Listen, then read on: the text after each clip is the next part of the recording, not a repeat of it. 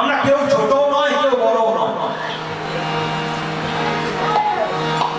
তো আমরা কেউ ছোটও নয়, কেউ বড়ও নয়। আগে গীতা থেকে আমরা এই উপদেশ নেবো যে আমরা সবাই সমান। তাই এই অনুষ্ঠান হচ্ছে সকলের সহযোগিতায়। আমার খুব ভালো লাগছে, বিভিন্ন গ্রাম থেকে আপনারা এসছেন, আপনাদের পদধূলি করে এই অনুষ্ঠান আরো সুন্দর হোক, আরো দীর্ঘজীবী হোক এই অনুষ্ঠান।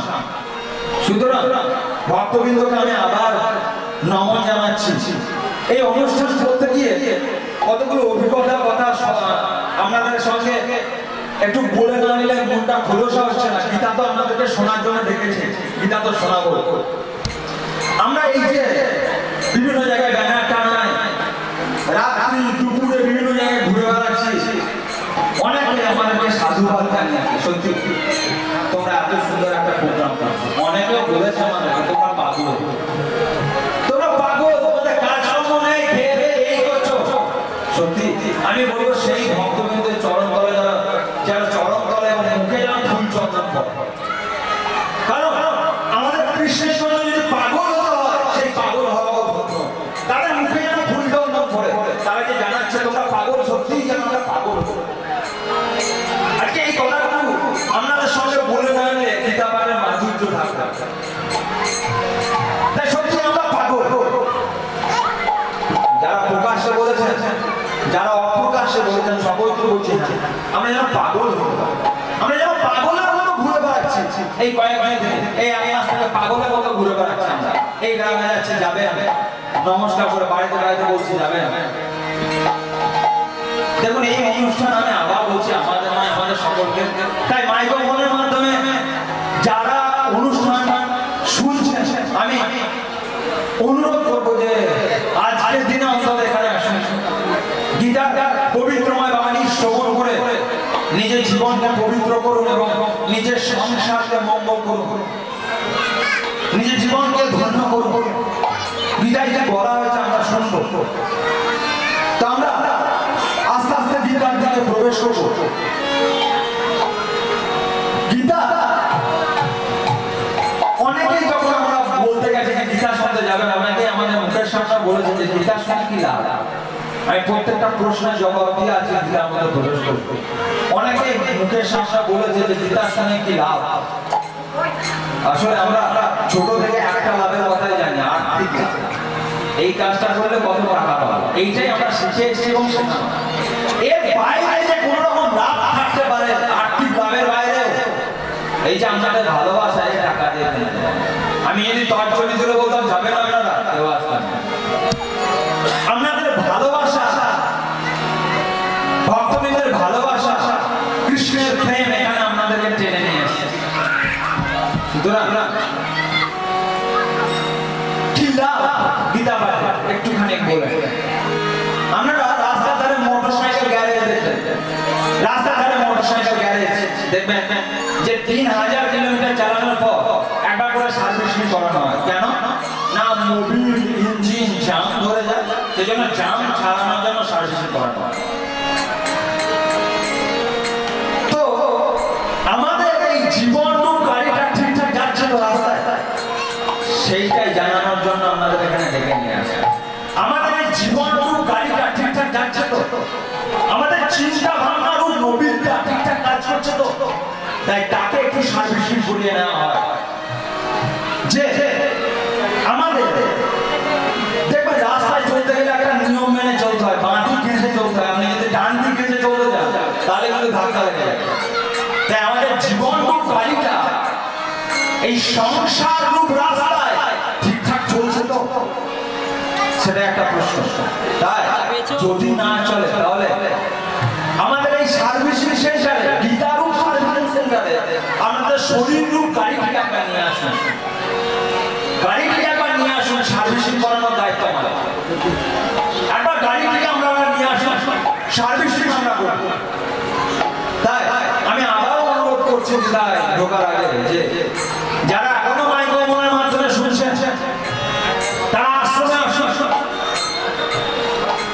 আমি মায়েদের আরেকটা কথা মনে করে দিই, শাঁখ আনতে বলেছিলাম, শঙ্খ আনতে বলেছিলাম মায়েদের। তো আমাদের যখন গান হবে তখন মায়েরা একটু শঙ্খ বাজাবে, এবং যদি শঙ্খ না নিয়ে আসে সেই মায়েদের জন্য একটু উলুধ্বনি দেবে, মায়েদের শঙ্খধ্বনিতে, উলুধ্বনিতে, ধূপের গন্ধে এবং ঈশ্বরের কৃপায়, ভক্তের আশীর্বাদে এই গীতা পাঠ পবিত্র এবং মঙ্গলময় হোক, এই আমাদের মনোবাঞ্ছা। চলুন এবার গীতা পাঠে কি লাভ হয় সেটা শোনাবো। এবার আমরা সময় নষ্ট না করে এবার গীতার মধ্যে প্রবেশ করি। গীতার যাওয়ার আগে বিষয় আসলে কি সেটা একটু বলে তারপর গীতার মধ্যে প্রবেশ করি। গৈধাতুর ত, সংস্কৃতে গৈধাতুর ত বলা হয় গীত, স্ত্রীলিঙ্গে আপত্যয় করা হয় গীতা, শব্দের অর্থ হচ্ছে গান। এই কিসের গান? এ আমাদের জীবনের গান, এ আমাদের জীবনের গান, জীবনের গান হলো গীতা। তো গীতা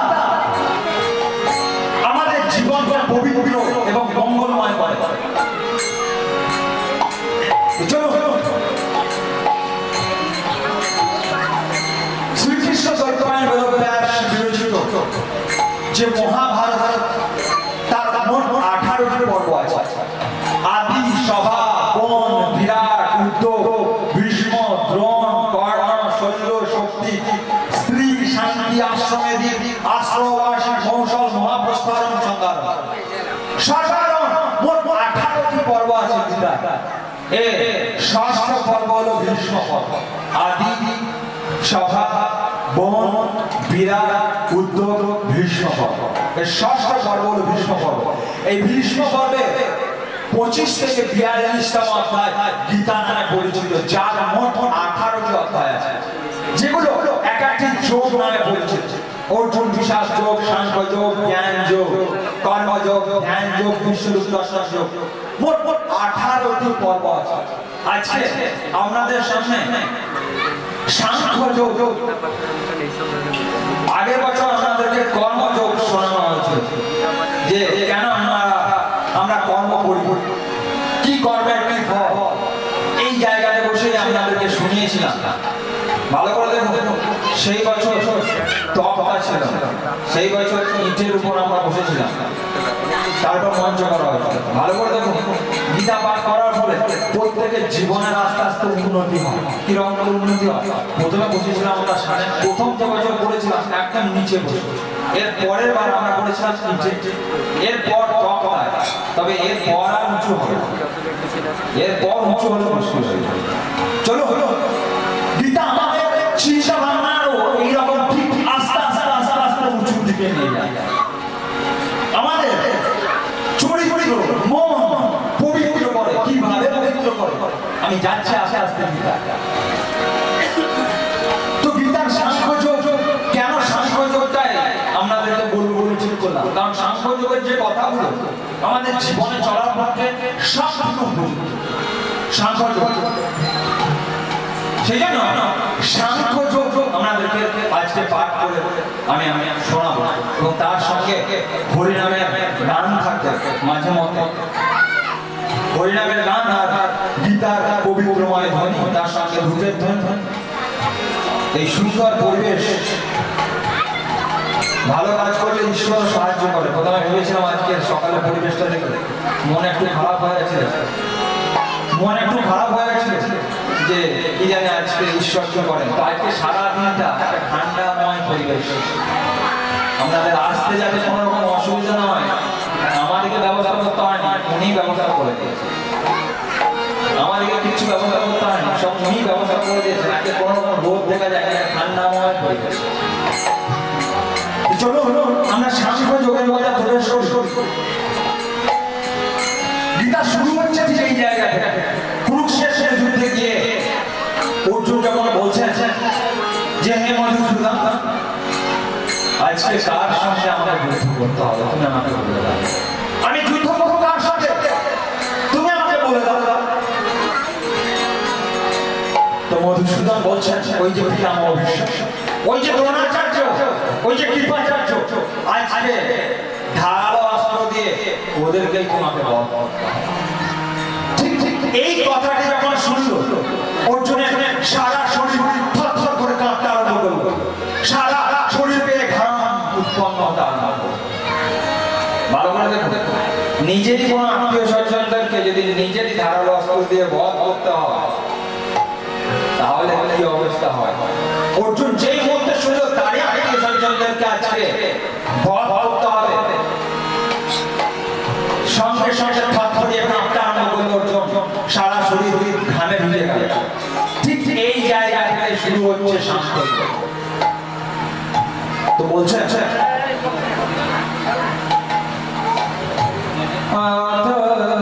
দ্বিতীয় অধ্যায় সঞ্জয় উবাচ ত্বং তথা কৃপয়া বিষ্টং অশ্রুপূর্ণা কুলেক্ষণং ঋষিদন্তমিদং বাক্যং উবাচ মধুসূদনা। আপনাদের বোঝার জন্য শ্লোকগুলি দুবার করে আমি পাঠ করব যাতে আপনারা বুঝতে পারেন। প্রথমত, গীতা আমরা ঘরের ভেতরে ভরে রেখে কেউ খুলেও দেখি না গীতার মধ্যে কি আছে। একবার স্নান করে একবার ওই লাল শাড়ি মুড়ে রেখে দিই, আমরা কেউ খুলে দেখার চেষ্টা করি না আসলে গীতার মধ্যে কি বলা হয়েছে। একবার স্নান করে মাথায় ঠেকিয়ে নিয়ে, তাই সংস্কৃতি সম্বন্ধে এই যে মানুষের অনীহা, আমাদের প্রচেষ্টা যে মানুষ গীতা পড়ুক, গীতা শুনুক, গীতার পবিত্রময় বাণী মানুষের কানে কানে রোমাঞ্চিত হোক।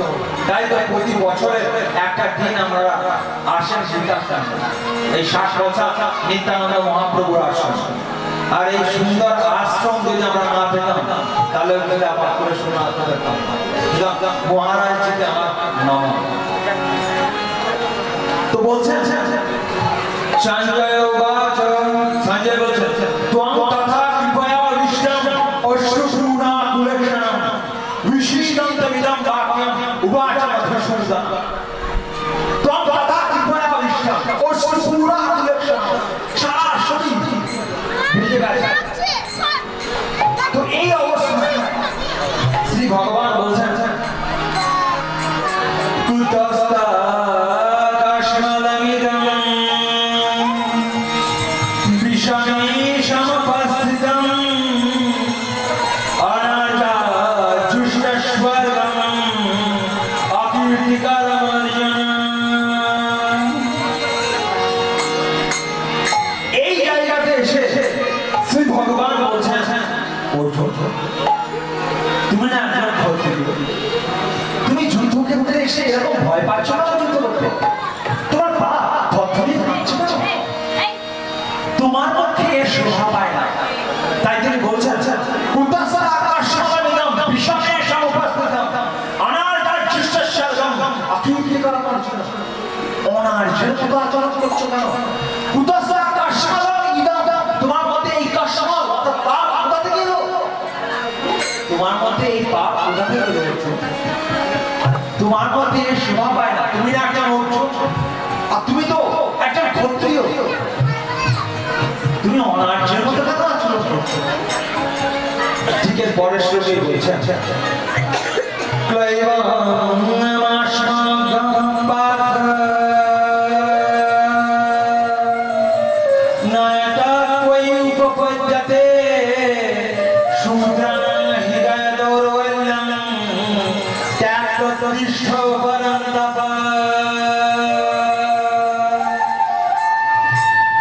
খুব ভালো করে শুনুন, শ্লোকটা সাহায্যে কি বলা হচ্ছে। ত্রৈবং মাসনং গামপার্থ নায়তা ত্রৈবমত্যতে শুদ্রং হৃদয় দৌর্বল্যং ত্যাক্তোত্তিষ্ঠ পরন্তপ। ত্যাক্তোত্তিষ্ঠ পরন্তপ। হে অর্জুন, তুমি উত্তিষ্ঠ, তুমি জীবনের পিছন থেকে চলে যাচ্ছ না। উত্তিষ্ঠ, উঠে দাঁড়া, যুদ্ধ করো, সামনে তোমার প্রতিদ্বন্দ্বী যোদ্ধা আছে। তাই তিনি বলছেন শুদ্রং হৃদয় দৌর্বল্যং। আমি বুঝতে পারছি তোমার হৃদয়ে দুর্বলতা ভাব তোমাকে টেনে নিয়ে যাচ্ছে ভীষণ। তাই উঠে দাঁড়া, সামনের দিকে তাকা, পিছনের দিকে তাকাচ্ছ। জীবনে চলতে চলতে পিছনের দিকে নয়, সামনের দিকে তাকা। দেখো যদি এই শ্লোকগুলো ভুলে যায় আর মানে ভুলে যায়, তাহলে আমাদের গীতা পাঠের যে মূল উদ্দেশ্য সেটা সাধিত হবে। আমাদের উদ্দেশ্য হচ্ছে এই গীতার শ্লোকগুলো আমাদের বাস্তব জীবনে কতটা কাজে লাগে, সেটাই আমাদেরকে জানানোর মূল উদ্দেশ্য। এই শ্লোকগুলো আমাদের জীবনে কাজে লাগে কি করে, আমাদের জীবনকে উন্নতির দিকে নিয়ে যাবো, সেটাই আমাদের মূল লক্ষ্য। তাই এই জায়গাতে এসে অর্জুন শ্রীকৃষ্ণকে কি বলছেন, মধুসূদন বলছেন উঠে দাঁড়া, সামনের দিকে চলো। জীবনের একটা জায়গায় যখন আমরা থেমে যাই তখন আমাদের সাহায্যের প্রয়োজন। ভালো কথা, যখন অর্জুন থেমে যাচ্ছে একটা জায়গায়, তখন অর্জুনকে বলছে তুমি থেমে যাচ্ছ কেন, সামনের দিকে তাকা। ঠিক ঠিক আমাদের অবস্থাটা এরকম। আমরা অনেকেই ভাবি এই কাজ আমি পারবো না, আমার দ্বারা এই কাজ সম্ভবই হবে। ভালো করে দেখুন, পিতা মাতাদেরকে আমি বিশেষ করে বলবো, আমরা একজন সন্তানের সঙ্গে আর একজন সন্তানের তুলনা করতে খুব ভালোবাসি, যে ও পড়ায় ভালো, তুই পড়ায় ভালো। আমরা কখনো খুঁজে দেখি না যে এক একজনের মধ্যে যে গুণ আছে, কখনো দেখি না পাশের বাড়ির ছেলেটা পড়াতে ভালো, তাই আমার ছেলেটাকে যেন পড়াতে ভালো করতে হবে। পড়ার বাইরে অন্য কোনো গুণ থাকতে পারে আমরা খুঁজে দেখার চেষ্টাও করি না। তাই আপনাদেরকে আমি জোড়া ভালো বলবো, এই জগতে যত সন্তান সন্ততি আছে প্রত্যেকের মধ্যে কিছু নিজস্ব নিজস্ব কোয়ালিটি আছে। প্রত্যেকের মধ্যে কেউ খুব ভালো করতে পারে, তো কেউ খুব ভালো নাচতে পারে, কেউ খুব ভালো গান গাইতে পারে, তো কেউ খুব ভালো অনুষ্ঠান করতে পারে।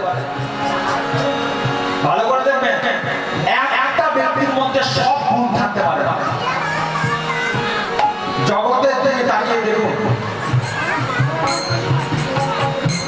এই মাটিতে বহু গাছ আছে, দেখবেন চিনি আখ থেকে হয়, লঙ্কা গাছ হয়, হলুদ গাছ হয়। আমরা যদি চিনি আখের কাছে গিয়ে বলি তুমি লঙ্কা হলে না, লঙ্কা লঙ্কা বলেই তো আখের থেকে আলাদা। তাই এই জগতে আমরা প্রত্যেকেই আলাদা,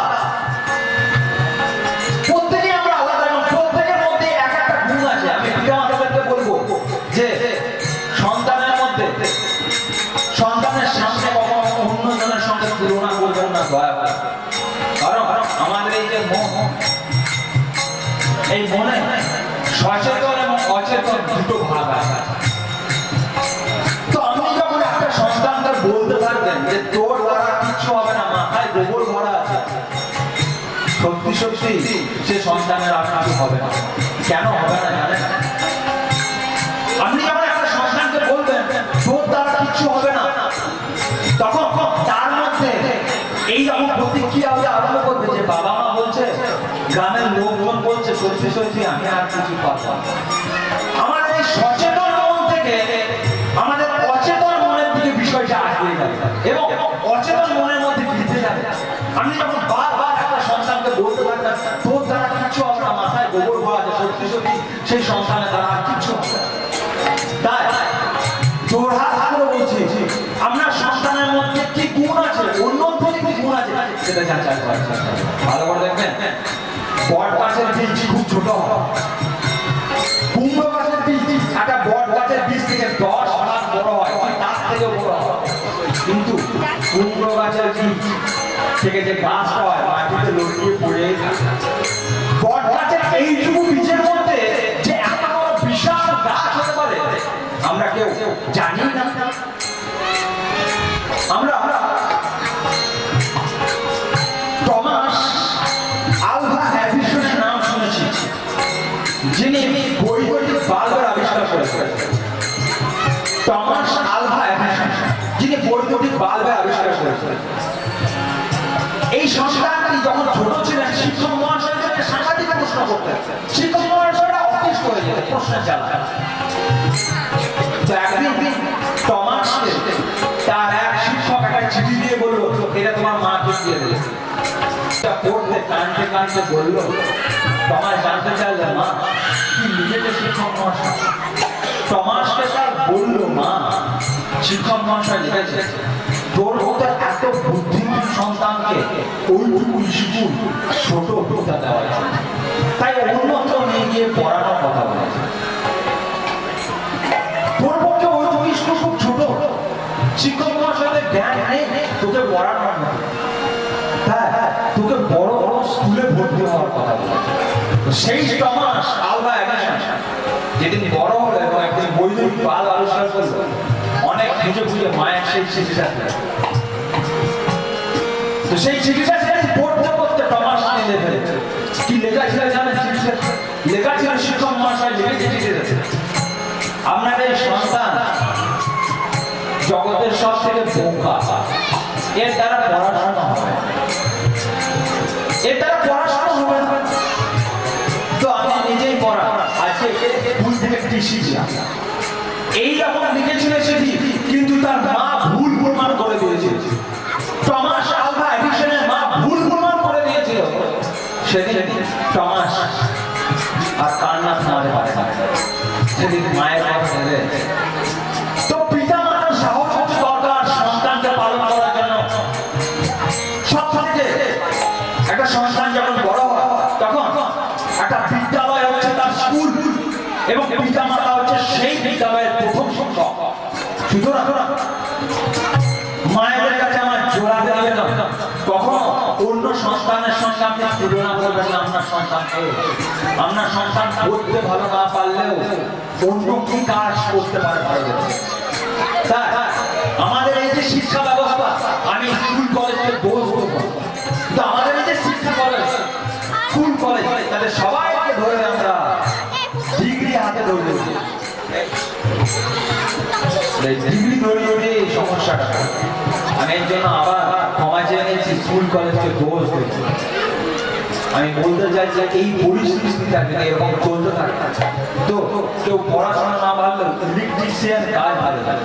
তো ভালো করে দেখুন তো যে সচিনের খেলা আমরা এত লাগে, সেই সচিন কিন্তু মাধ্যমিক 6 নম্বরের জন্য ফেল করেছে, সে কথা কি জানেন? আমরা মেরি কম যে সোনা নিয়ে এসছে অলিম্পিকে, মেরি কমের কথা আপনারা জানেন? এমন কোনো পুরস্কার নেই রাষ্ট্রপতি থেকে, এমন কোনো পুরস্কার নেই সে পায় না। এই মেরি কম 9 এর পড়াশোনা ঠিকঠাক করতে পারে না, সে কথা কি জানেন? তো প্রতিভা থাকলে তাকে আটকানো যায় না। তো সচিনকে ধরে যদি জোর করে গান শেখানো হতো তাহলে কি হতো? এর থেকে খারাপ সিঙ্গার এই জগতে আর একটা হতো। লতা মঙ্গেশকরকে ধরে ধরে টেনিস খেলানো হতো, তাহলে এর থেকে আর খারাপ জিনিস খেলা হতো। তাই ভালো করে দেখুন, এই জগতে যারা ফেমাস হয়েছে, যারা বিখ্যাত হয়েছে, নিজের নিজের কোয়ালিটি অনুযায়ী আগিয়ে গেছে, এই জন্য ফেমাস হয়েছে। আমার একটা জিনিস ভালো লাগে না, আর আমাকে জোর করে অনেক বাবা মায়ের এরকম ইচ্ছা আছে, আমি ইঞ্জিনিয়ারিং হতে পারিনি বলে আমার ছেলেকে ইঞ্জিনিয়ারিং করতেই হবে। ছেলে ইঞ্জিনিয়ারিং বুঝে না, তবুও তোমাকে ইঞ্জিনিয়ারিং হতেই হবে।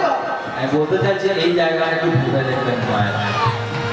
গীতা মানে এইটা যে এলাম আর খানিক শ্লোক শুনে এলাম আর হরিনাম করে এলাম, এটা আমাদের অন্তত তেজস্বী সঙ্গে গীতা পাঠের এটা উদ্দেশ্য নয়।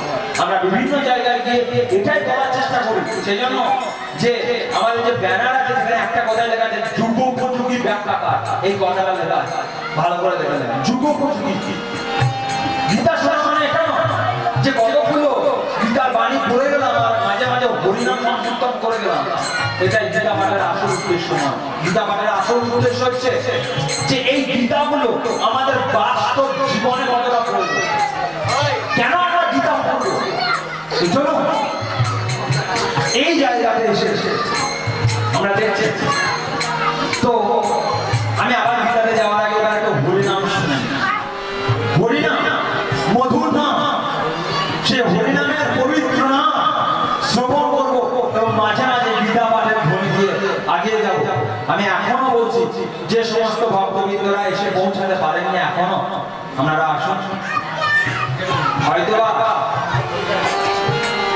আগের বছর আর এই অনুষ্ঠান করতে পারবো কিনা আমি জানি না, এই অনুষ্ঠান করতে পারবো কিনা। তো আমি জোড়হাত করে নতমস্তকে বলছি, আপনারা আসুন। আমাদের এই অনুষ্ঠান আপনাদের জন্য, আমরা কেউ নয়, আমরা মাধ্যম মাত্র, আমরা কেউ নয়, এই অনুষ্ঠান আপনাদের অনুষ্ঠান। হরি বল, হরি বল।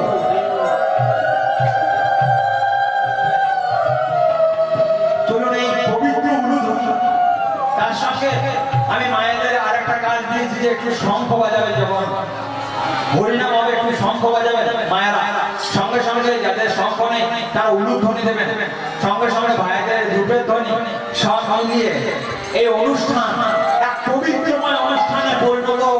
এবং এই অনুষ্ঠান 60 পলসার গৌরব।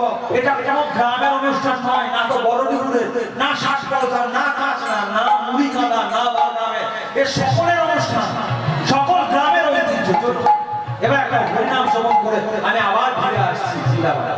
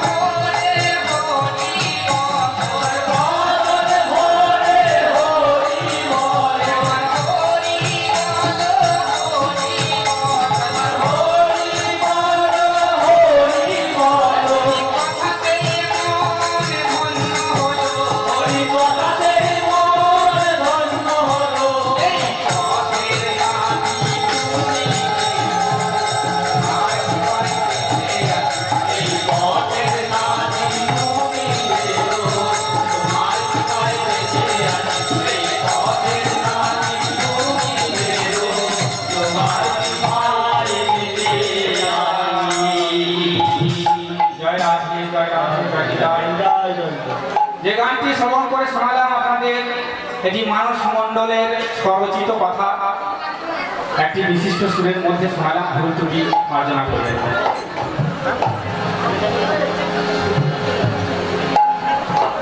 হ্যালো হ্যালো,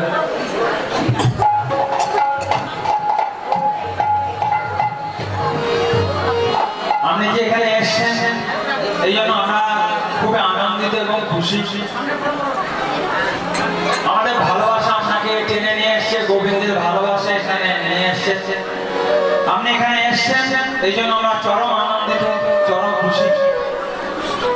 আমি কামনা করবো আমাদের যেখানে যাবার হোক,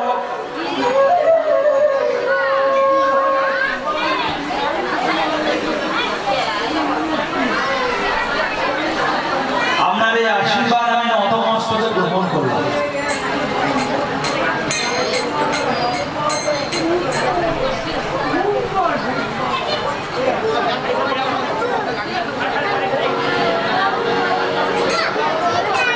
আমরা আবার গীতা পাঠের মধ্যে প্রবেশ করবো।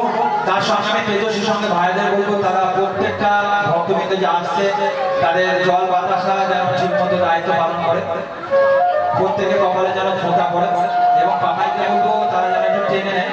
অতিথিদের বলবো একটু আগিয়ে আসুন, আপনারা অনেক অতিথি বুঝতে পারছে না, একটু আগিয়ে চলে আসুন, জায়গা আছে আমাদের। অর্জুনকে আমরা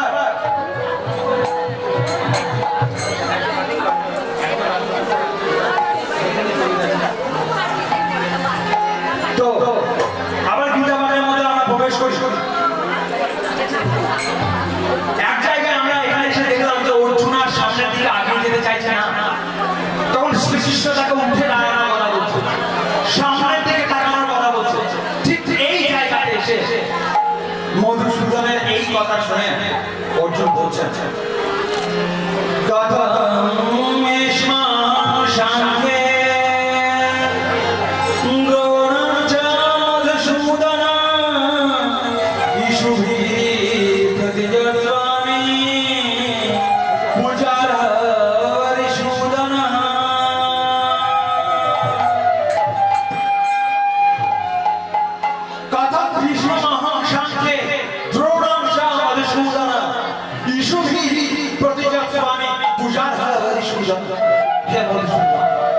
তুমি আমাকে একই কথা বলছো, আমার এই ইস্যুটি ধারার অস্ত্র দিয়ে আমারই আত্মীয় স্বজনদেরকে তুমি ভক্ত বলছো।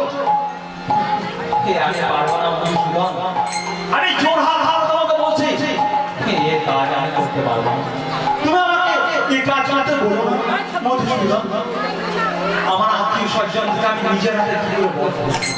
এরপর অর্জুন বলছেন গুরুন হাওয়াহি মহান ভান শ্রেয় ভগবান ভক্ষমপি লোকে ভাগবতকামস্তু গুরুন নিহায় পূজ্য ভগবান রুধিরা প্রলিপ্তম। হে মধুসূদন, যিনি প্রয়োজন হয় আমি এই জগতে দাঁড়ে দাঁড়ে গিয়ে ভিক্ষা করবো, ভক্ষমপি লোকে। যদি প্রয়োজন হয় আমি দাঁড়ে দাঁড়ে গিয়ে ভিক্ষা করবো, আমাদের দুটো ভিক্ষা দাও। তবু এই ধারালো অস্ত্রের দ্বারা আমি এই মাটিকে লাভ করতে পারবো না। গুরু মহাবাহী মহান ভাবান শ্রেয় ভগবান ভক্ষমপি লোকে। গুরুদেবদেরকে হত্যা করার থেকে আমি ভিক্ষা করবো, তার থেকেও শ্রেষ্ঠ। আমাকে তুমি এই কাজ করতে হবে। ঠিক এই জায়গাতে এসে সঞ্জয় বলছেন, ঠিক এই জায়গায় এসে বলছেন এরম ঋষিকেশম গুঢ়ামেশ পরন্তপা না যোগে ইতি গোবিন্দম তুষ্ণিং বহুবা। এই জায়গায় তিনি এসে গানটি প্রথম স্টার্ট করে বলছেন না যোগসে আমরা বহু, তুমি আমাকে যত বোঝাও এই যুদ্ধ আমি করতে পারবো, তুমি আমাকে যত বলো আমি এই যুদ্ধ করতে পারবো না মধুসূদন। তুমি আমাকে মাফ করো, আমি ক্ষমা চেয়ে নিচ্ছি তোমার কাছে, আমি মাফ চেয়ে নিচ্ছি তোমার কাছে, এই যুদ্ধ আমার দ্বারা সম্ভব। এই অবস্থাতে এসে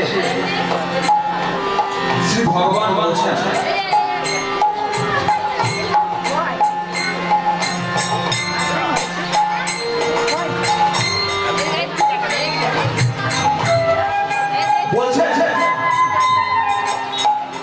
এই কথা শুনে বলছেন নাহি বাবাশ্বর মামা পুনজ্ঞা যা ছোগ মাচ্ছে সনমেন্দ্রিয়া অবাপ ভূমাপ শাপত্রমে দিন সুরানা অপিচারিবত্যা কার্পণ্য দোষ অপাদোষ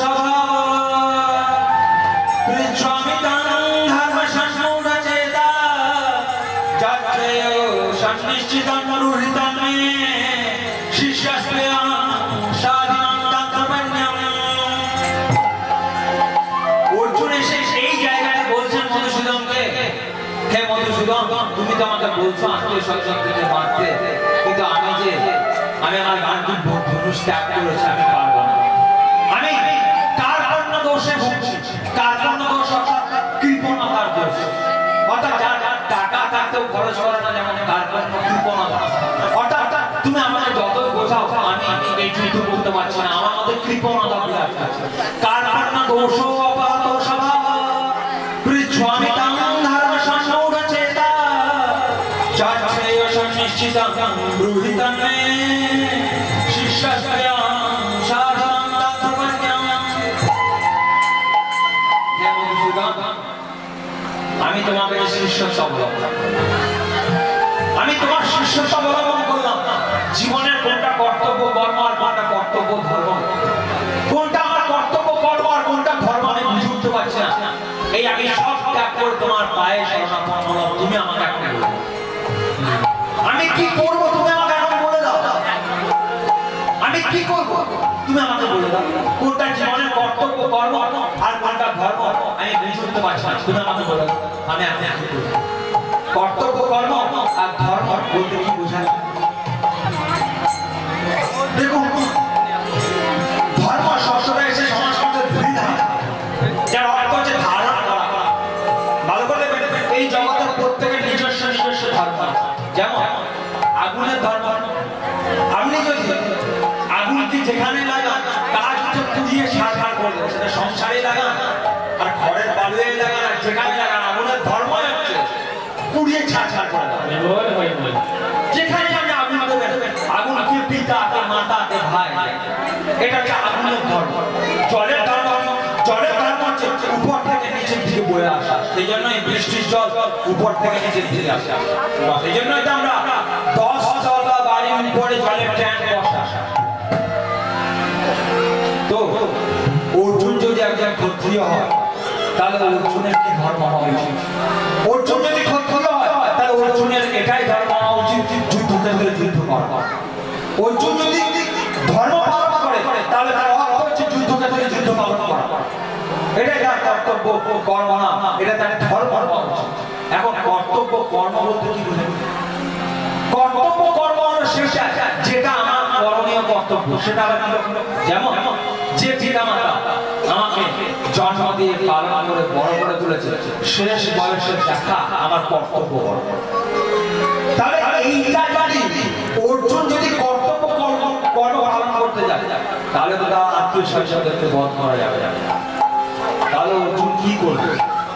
ধর্ম পালন করবে না কর্তব্য কর্ম পালন করবে? কোনটা?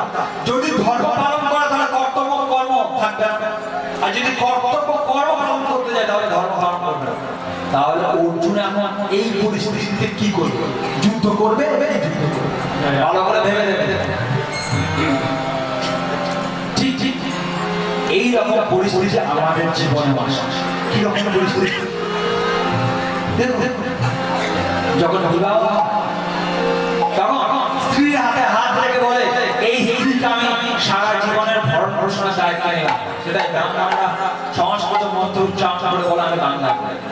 এখানে অগ্নি সাক্ষী রেখে নিয়ে চললাম বাড়িতে, এর ভরণ পোষণের দায়িত্ব আমার। তাহলে পত্নীকে পালন করাটা একজন স্বামীর ধর্ম।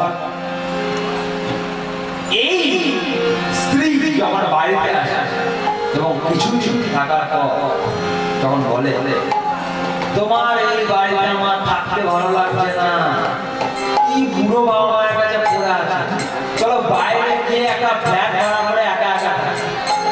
আপনাদের জন্য কথা বলছি না, আমার জন্য আপনারা কোনোদিনই করবেন না সে কথা।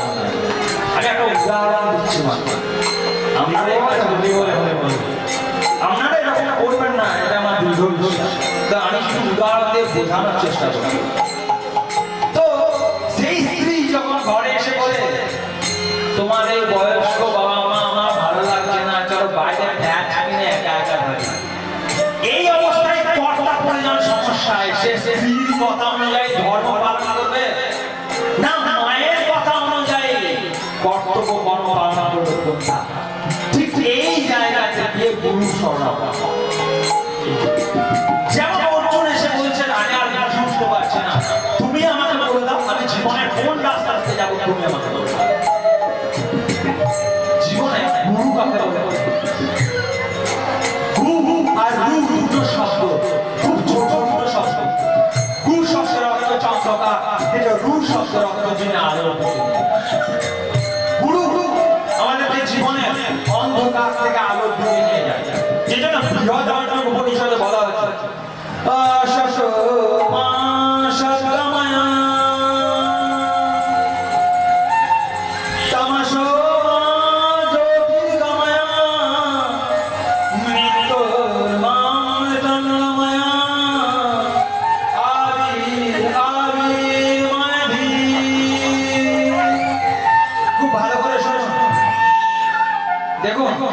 শুধুমাত্র ভালো পোশাক করলে আর মুখ দিয়ে ভালো কথা বললে গুরু হওয়া যায় না।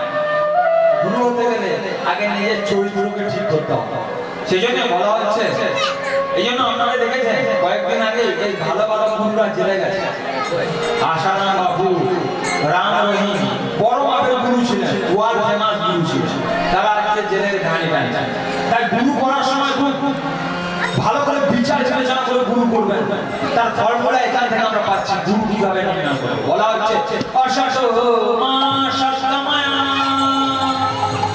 তামাশ মা জ্যোতির্গময়া মৃত্যু মা মৃতাঙ্গময়া আবির আবির ময়দি।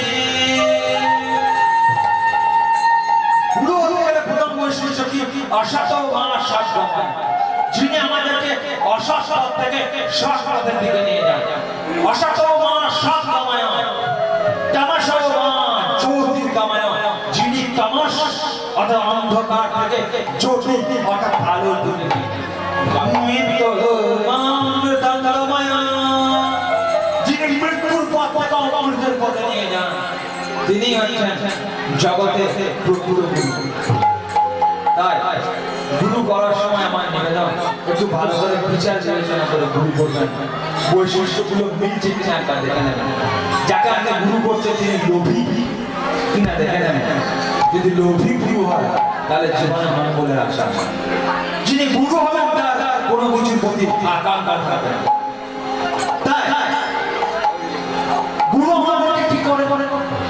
গুরু গুরু তো আমরা নির্ণয় করবো, গুরু তো আমরা করবো জীবনে, কিন্তু গুরু আমাদের কি কাজ করবেন জীবনে? গুরু আমাদের জীবনের দিশা এবং দশা বলবে, সেটা আবার কি ধরনের কথা? গুরু আমাদের জীবনের দিশা এবং দশা এই দুটোকে বলবো, সেটা আবার কি ধরনের কথা? দিশা এবং দশা বলতে কি বোঝাচ্ছে? দিশা শব্দটি এসে সমাজকে দৃক থাকবে, দৃক দিশম বিশেষ অর্থাৎ রাস্তা। আর দশা বলতে কি বোঝাচ্ছে? দশা হচ্ছে অবস্থা। দেখুন আমাদের জীবনের চলার রাস্তা যদি ভুল হয় তাহলে আমরা ভুল জায়গায় গিয়ে পৌঁছাবো। ধর একটা উদাহরণ দিলে বুঝতে পারবেন। আপনি এই নিত্যানন্দ মহাপ্রভুর আশ্রম থেকে বেরিয়ে ধরুন আপনি লোক পাড়া যাবে, তাহলে আপনারা অবশ্যই জানেন আপনাকে ডান দিকের রাস্তা ধরতে হবে লোক পাড়া যাবে। আপনি যদি হাট থেকে বেরিয়ে বাঁয়ের রাস্তা ধরেন, আপনি যদি সাঁইটা হিমশিউড়ি হয়ে আগাতে থাকেন, কোনোদিনই লোক পাড়া পৌঁছাতে পারবেন না। কেন না আপনার চলার রাস্তাটাই ভুল। তাই ভালো করে দেখবেন জীবনে আমাদের চলার রাস্তা যদি ভুল হয় তাহলে অবস্থাও ভুল হবে। কেমন? যদি আমরা সারাদিন আড্ডা করে গল্প করে গাছতলায় বসে কাটা তাহলে আমাদের জীবনের কোনোদিন উন্নতি হবে। ভালো করে দেখুন, তার জীবনে উন্নতি হবে যে সবসময় কর্মের মধ্যে ব্যস্ত থাকে, সকাল থেকে সন্ধ্যা পর্যন্ত কর্মের মধ্যে ব্যস্ত থাকে। যার চলার রাস্তাটা ঠিক সে অবস্থাটাও তাই আমরা ফালতু ফালতু হিংসা করি অপরের সঙ্গে। যখন একজন যখন উঁচু জায়গায় পৌঁছাতে যায় তখন আমি তো না উঁচুতে উঠবো, অন্যজনকে টেনে নিচের দিকে নামানোর জন্য আমরা ব্যস্ত। আমাদের অবস্থা ওই বালতিতে ভরা কাঁকড়ার মতো, না তো কাউকে উঠতে দেবো না তো আমি নিজে উঠবো। আমাদের অবস্থাটা তাই গুরু আমাদের জীবনের দিশা এবং দশা বলতে পারে। যদি গুরু প্রকৃতপক্ষে হয় আমাদের চলার রাস্তাটায় তিনি বলতে দেবেন। আমাদের শাকবাজার পাশে মৌরাক্তি নদী আছে, তো বর্ষাকালে দেখবেন খুব ভালো এখানে জলে ভরে যায়। এখন গেলে আপনি জল করতে পারবেন, জলে ভরে যায় একটা নদী, জলে টইটুম্বুর হয়ে। তো আপনি যদি কাগজের প্যাকেটে কতগুলো পাথর ভরে যদি নদী জলে ফেলে দেন তাহলে দেখবেন প্রথমে ডুবে গেছে, কিছুক্ষণ পর পাথরগুলো তো জলে নিচে চলে গেছে কিন্তু কাগজটা আস্তে আস্তে উপরের দিকে বাড়ছে। গুরু আমাদেরকে ঠিক তাই করে। যখন আমরা গুরুর সঙ্গে মিশে যাব, গুরুর সঙ্গে মিশে গেলে গুরু আমাদের মধ্য থেকে অজ্ঞানতাকে দূর করে আস্তে আস্তে গুরু আমাদেরকে ঠিক পথে চালনা করবে। যেমন ভাবে আপনারা এখানে ধূপের ধোঁয়া দেখছেন, যেটার উপরে ধূপ জ্বলছে সেটা কয়লার কাঠ, তার উপরে ধূপ দেওয়া হচ্ছে। যদি শুধু কয়লাটা হতো তাহলে এখানে ধূপের গুণ হিসেবে ব্যবহার করা হতো, কিন্তু কয়লার সঙ্গে যে আমি ধূপ দিচ্ছি অমনি সেটা ঈশ্বরের সাধনার কাজে লাগে। গুরু হচ্ছে ঠিক এই ধূপের যে ধূপ তার কাজ করা হচ্ছে। প্রত্যেকটা জিনিস আমি খুব সহজ উদাহরণ দিচ্ছি এবং বাস্তব উদাহরণ দিচ্ছি যাতে আমরা বুঝতে পারি। প্রত্যেকটা কথা, প্রত্যেকটা উদাহরণ আমি বাস্তব উদাহরণ দিচ্ছি যাতে আমি বুঝতে পারি গীতা আসলে কি। যে জায়গাতে অর্জুন বুঝতে পারছে না আমার কি করণীয়, আমার কি করা উচিত, সেই জায়গায় গিয়ে অর্জুন গুরুর শরণাপন্ন হচ্ছে। তাই এই জায়গায় এসে বলছেন, অর্জুন বলছেন আমি তোমার শিষ্যত্ব অবলম্বন করলাম, তুমি আমাকে এখন বলে দাও আমি কোন রাস্তা দিকে যাব, তুমি আমাকে এখন বলে দাও। আমরা যদি গীতা বা ভাগবত বা পুরাণ এই গ্রন্থগুলো যদি আমরা পড়ি, কোনদিন যদি ভুল করে খোলেন তাহলে দেখবেন ভুল করে কথাটা ইউজ করছি, কারণ জানি না আমরা ভুলবেন কিনা, তাই ভুল করে শব্দটা আমি ইউজ করছি। যদি আমরা খুলে ফেলে দেখবেন একদিক থেকে প্রশ্ন করা হচ্ছে, অন্য দিক থেকে উত্তর দেওয়া হচ্ছে। একদিক থেকে অর্জুন প্রশ্ন করছে, অন্য দিক থেকে শ্রীকৃষ্ণ উত্তর দিচ্ছেন।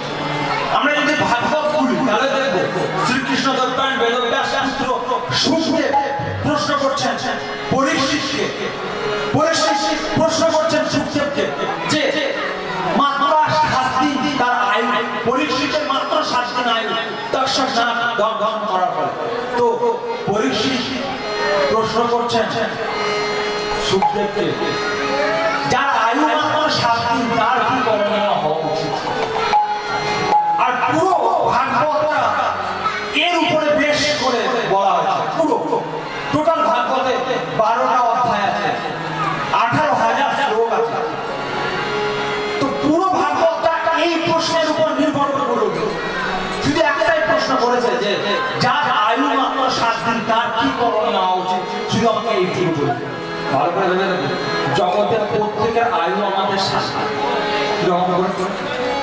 আমরা প্রত্যেকেই 7 দিন বাঁচবো, কারণ মৃত্যু আমাদের 7টা বারের মধ্যে একটা বারে হবে, 8টা বার আমাদের 7টা বারের মধ্যে মৃত্যু হবে, 8টা বার সপ্তাহে নেই। সুতরাং আমরা 7 দিনই বাঁচবো। পরীক্ষিত প্রশ্ন করছে সূর্যকে, তুমি বলে দাও। জোড়া আরো প্রশ্ন করছে, তুমি বলে দাও যার মৃত্যু মাত্র 7 দিন তার কি করণীয় হওয়া উচিত। আমরা যদি পুরাণ পড়ি তাহলে দেখবো একদিক থেকে প্রশ্ন করছে, তাই অর্জুন এখানে প্রশ্ন করছে আর গীতাতে শ্রী মধুসূদন একদিক থেকে উত্তর দিচ্ছে। তাই যখন মধুসূদনের কাছে জোরহাত করে অর্জুন প্রশ্ন করছে যে আমি কিচ্ছু বুঝতে পারছি না, তুমি আমাকে বলে দাও যে জীবনের কোনটা কর্তব্য কর্ম আর কোনটা ধর্ম, এখন আমার কি করণীয় তুমি আমাকে বলে দাও। এই প্রশ্ন যখন করা হলো, এই প্রশ্নের উত্তর দিতে দিতে এবার আগাচ্ছেন মধুসূদন। এবার মধুসূদন বলছে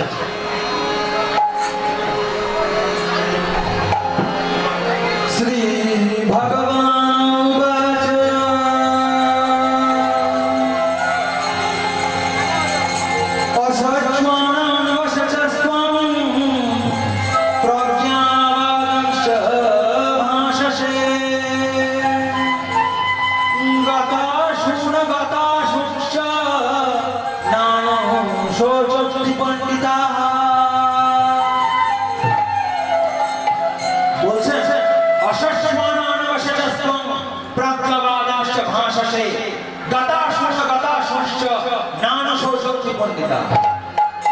মধুসূদন অর্জুনকে বলছেন এতক্ষণ তোমাকে আমি বুদ্ধিমান বলে ভাবছি, তোমার বুদ্ধিমান কথা বলে ভাবছি, জ্ঞানী ব্যক্তিরা বোকার মতো প্রশ্ন করে না, তোমাকে আমি জ্ঞানী ব্যক্তি বলে ভাবছি না।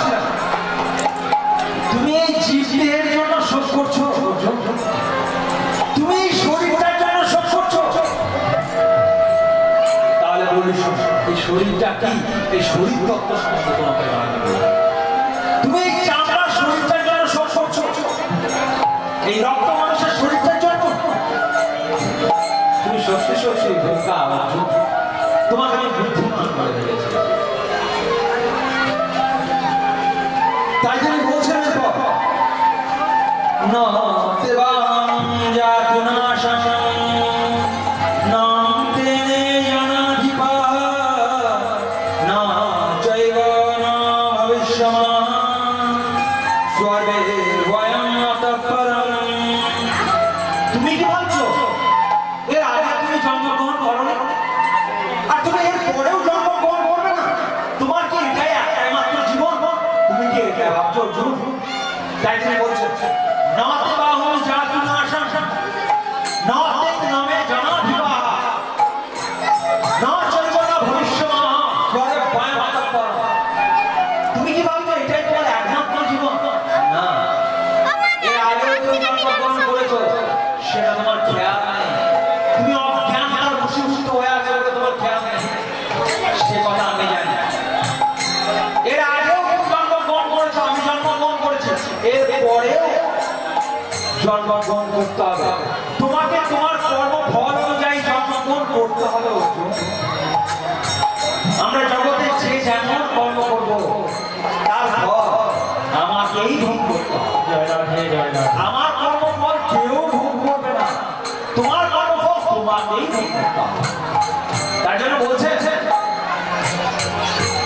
আমরা জমিতে যখন একটা ধানের বীজ বপন করি, সেই ধানটা বড় হয়ে কটা ধান দেয়? একটা সর্ষে বীজ বপন করলে একটা সর্ষে বীজ কতগুলো সর্ষে দেয় সে কথা আমরা জানি। আমাদের এই শরীরে যদি একটা অসৎ বীজ বপন করি, সেও বড় হয়ে হাজারটা অসৎ কর্মফল এনে দেবে। আর আমরা যদি এই শরীরে একটা ভালো বীজ বপন করি, ভালো কর্মের বীজ বপন করি, তাহলে আমাদের এই শরীরে হাজার ভালো কর্মের বীজ উৎপন্ন হবে। তাই ভালো করে দেবে বলা হচ্ছে, তুমি কি ভাবছো এরপর তুমি আর জন্মগ্রহণ করবে না? তোমাকে তোমার কর্মফল অনুযায়ী আবার আসতে হবে অর্জুন, সে বিষয়ে তুমি কোনো চিন্তা করো না, তোমাকে তোমার কর্মের ফল ভোগ করতে হবে। তার জন্য তিনি আরো উদাহরণ দিচ্ছেন, বলছেন দেহিনাশি যথা দেহে কৌমারং যৌবনং জরা তথা দেহান্তর প্রাপ্তি ধীরস্তত্র নাময়তি। বলছেন দেহিনাশি যথা দেহে কৌমারং যৌবনং জরা তথা দেহান্তর প্রাপ্তি ধীরস্তত্র নাময়তি। অর্জুন, তুমি এই যে তোমার শরীরটা দেখছো না, অশ্বিন দেহে এই যে শরীরটা দেখছো, এখানে একবার বাল্যকাল এসেছিল, চলে গেছে। একবার কৌমার্যকাল এসেছিল, চলে গেছে। একবার যৌবনকাল এসেছিল, বেশি দিন থাকবে। এরপর বার্ধক্যকাল আসবে, এরপর মৃত্যু, কেউ করতে পারবে আসবে যাবে। এই যে শরীর, এই শরীর রূপ বৃক্ষে একবার একটা অবস্থায় এসে বাসা বাঁধে। একবার বাল্যকাল এসেছিল, ভালো করে দেখুন, চলে গেছে। একবার কৈশোরকাল এসেছিল, চলে গেছে। একবার যৌবনকাল এসেছিল, চলে গেছে। বার্ধক্যকাল আসছে, এরপর মৃত্যু অপেক্ষা করছে। এর থেকে বেরিয়ে যাওয়ার রাস্তা আমাদের জীবন রূপ বৃক্ষে একটা পাখি এসে একবার বাসা বাঁধে। গাছে দেখবে একবার একটা পাখি এসে বাসা বাঁধে, আবার উড়ে চলে যায়। আবার নতুন পাখি আসে, বাসা বাঁধে, আবার চলে যায়। আবার নতুন পাখি আসে, বাসা বাঁধে, চলে যায়। ঠিক আমাদের এই শরীর রূপ বৃক্ষে একবার বাল্যকাল রূপ পাখি এসে বাসা বেঁধেছিল, চলে গেছে। যৌবনকাল এসে বাসা বেঁধেছে, ভাবছি চিরদিন থাকবে, কিন্তু থাকবে না, চলে যাবে, খুব তাড়াতাড়ি চলে যাবে। তারপর বার্ধক্যকাল খুব তাড়াতাড়ি আসবে। এরপর মৃত্যু অপেক্ষা করছে আমাদের, অপেক্ষা করছে, আমাদের চুল ধরে টানছে মৃত্যু, যে এসো। আর ভাবছি এই জগতে বেশ ভালোই আছে, সুখে আছে, আমাকে এই জগৎ ছেড়ে আর যেতে হবে। সব বারবার করে নিয়েছি, এই জগৎ ছেড়ে আমার আর যেতে হবে না, ঘর বাড়ি সব আমার। জানি আপনার নামে দলিল কাগজপত্র সব হয়ে আছে, সে দিনে আর দলিল কিচ্ছু কাজে লাগে। তাই বলছে কি ভাবছো, এ শরীর তোমার না, একদিনের শরীর তোমাকে ছেড়ে চলে যাবে।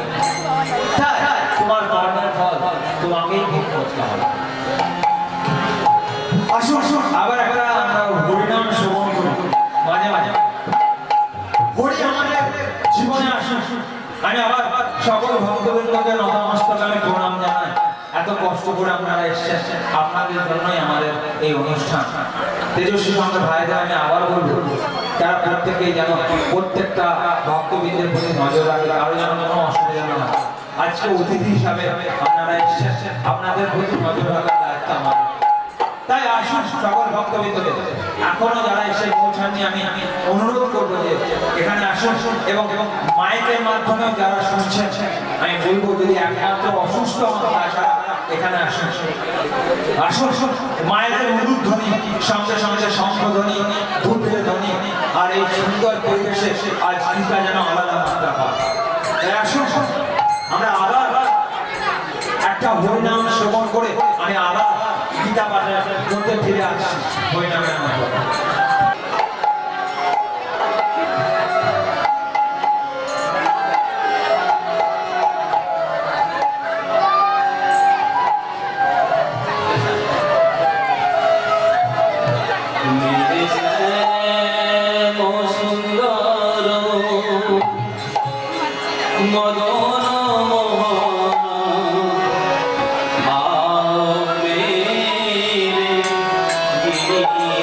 Hari